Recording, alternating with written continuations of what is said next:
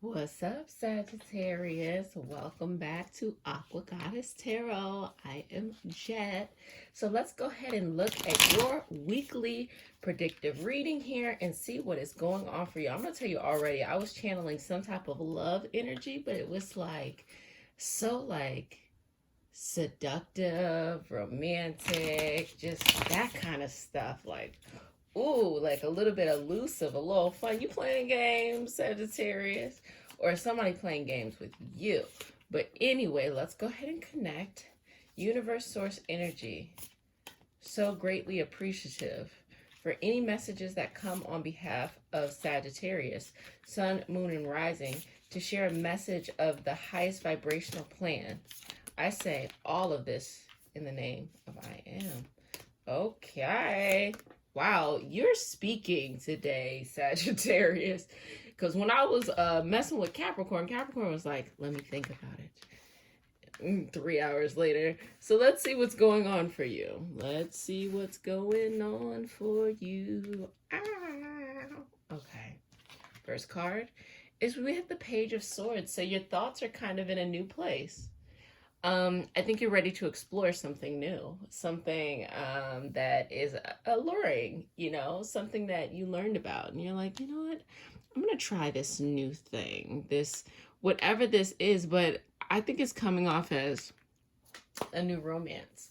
And for those who are in a relationship, a new romantic period, because a lot of times people forget that people are in relationships and it can get stagnant at times. So thinking about a new romantic period. But if you are on the go, dating, that could also be thinking about a new romance in general, a new way about approaching your romance, approaching the things. Like, think about what are the things that you find fun, or that you find that like really give you like a fulfillment and happiness, mostly happiness. You can't put too much on a relationship. I don't think you do, though. I really don't think you do. Okay, that's interesting. I did not expect that to come up.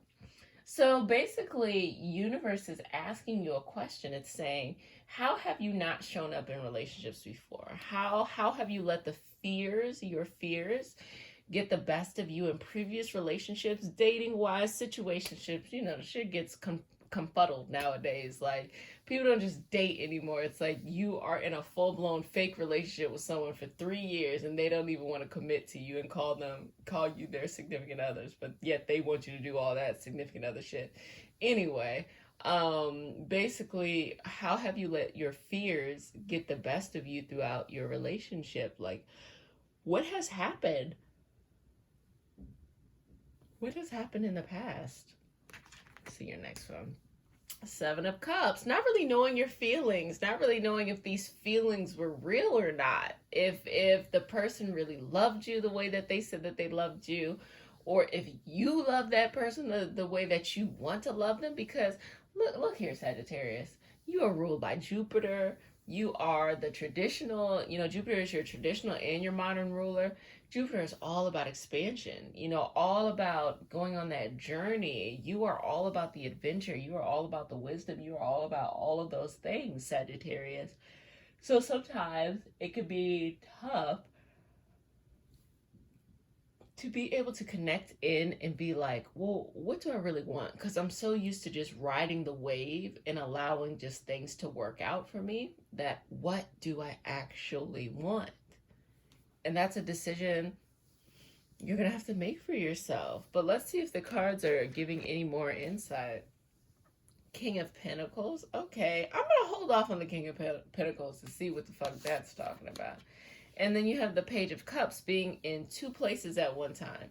So I don't know, were there two not opposing, but two people that you were interested in? Were there two relationships you were interested in? Did you feel like you were trying to be something for one person and someone for another person? I mean, you could also be the other person yourself. Like, you're trying to do something to make someone else happy, but you're also trying to stay grounded within you and who you are. So I'm getting like this feeling of being in multiple places. Now, it could also mean you're dating multiple people. And sometimes you just gotta put a little sprinkle, little sprinkle salt on there.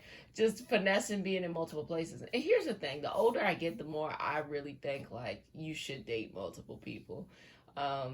When you're younger, well, I'm not saying when you're younger. When I was younger, it was really hard for me to wrap my mind around the fact that people would date multiple people. But once I got older and I experienced relationships and shit, and then I realized like, oh my gosh, I would not be as offended in various relationships and situationships ending if I was dating other people too. That's the point of dating, That is the point of dating, so you see what you like, and you're going to be, Sagittarius, working through whatever these two things are. And this is coming out to me as like you not feel, either you or someone important to you not feeling like they have enough. Not feeling like they're able to provide in the way that they want to provide. That, even though you have this unlimited amount of energy, of fire, of will, of approaching this each and every day and being there for, whomever you want to be with, there's also this more earthly situation that you don't feel like you have quite wrapped your head around, and that brings a bit of insecurity. Again, it is either you or someone else. And so having that energy there, that's a sense of security within itself. Everything earth and water is everything that has to do with external security and internal security. External security, money, home, protection, stuff like that. Internal security is more of emotional well-being, mental health, things like that. An Ace of Wands. So this is something that you chase, and you chase it often. You chase this new spark. You chase this new energy. You chase all this new like loving stuff. And just for you, it's not even like, oh, I want to go find romance. For you, it's this is an adventure and I'm ready to go on it. I'm ready to go on this adventure. And I am, I don't got no issues about it. I am so ready to go on this adventure. Let me go on the adventure. So, this flame will always lead you forward, but it also could hinder you sometimes when you need to, really, look at what's going on and say, like, should I, stay and figure this out? Now, here's the thing. I never want you to go against what is natural to you. I never want you to go against what is your natural inkling to do things. So if you need to ride that wave of adventure, do you, boo. But just realize that no matter where you go, you're always going to have to face whatever things you need to work on the inside. Let's see. Next one. Page of Wands. Okay, we are paging it up right now. So it's making me feel like there's this new energy within you of wanting to just have a good time. Of maybe this is an indication over here that you are tired of feeling those ways. Tired of maybe these are the issues that you're like, I'm tired of that. I don't want to talk about it no more. I'm going to beat it with a dead horse. And you're like, you know what? I want to come into feeling this new energy, this new excitement, this new emotions, this new action. And the Knight of Cups, which is a lovely Taurian kind of feel to it, of that sensual, romantic energy. I said that romance was big for you. So that's really what was coming up today. Let me look at the planets. We're going to see if there's some planetary energy going on here. If anything's coming up, go ahead and leave a comment and share it. I really appreciate that. That's how we get the message out, y'all. Appreciate you. Love ya. Okay, I know that's mad aggressive, my bad. Universe source energy on behalf of Sagittarius. Any information from the planets to help them in this beautiful romantical energy here. This energy of romance, this energy of love, this energy of life, this energy of partnership, this energy of grace, this energy of patience, this energy of adventure. Okay, let's see what's coming up for you. We have the second house, which is, like I said, the Taurian energy, and Venus, which we were just talking about right there. The second house is about what you have, but a sense of security on the it's like two things. It's the external sense of security, like what are my finances, what can I enjoy, what do I have that I enjoy having, as well as the more of the self-esteem. What is my self-esteem? Who am I? You know, what do I have that I can hold on to that makes me feel whole? And then we have Aries. So I think that's what this really page, Ace of Wands kind of spark energy going on. There's you starting a lot of new romantic chapters in your life.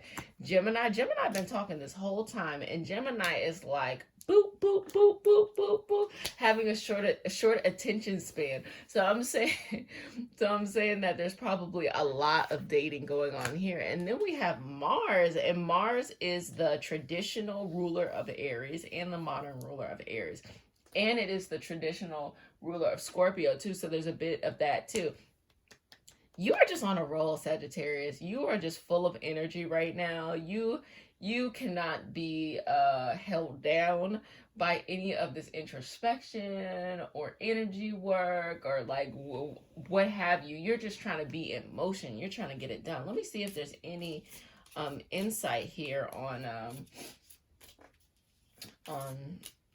what your higher self is trying to say to you. That's interesting though with this Aries. You have a lot of you just have a lot of power within you. And again, Aries is one of your sibling signs. You have a lot.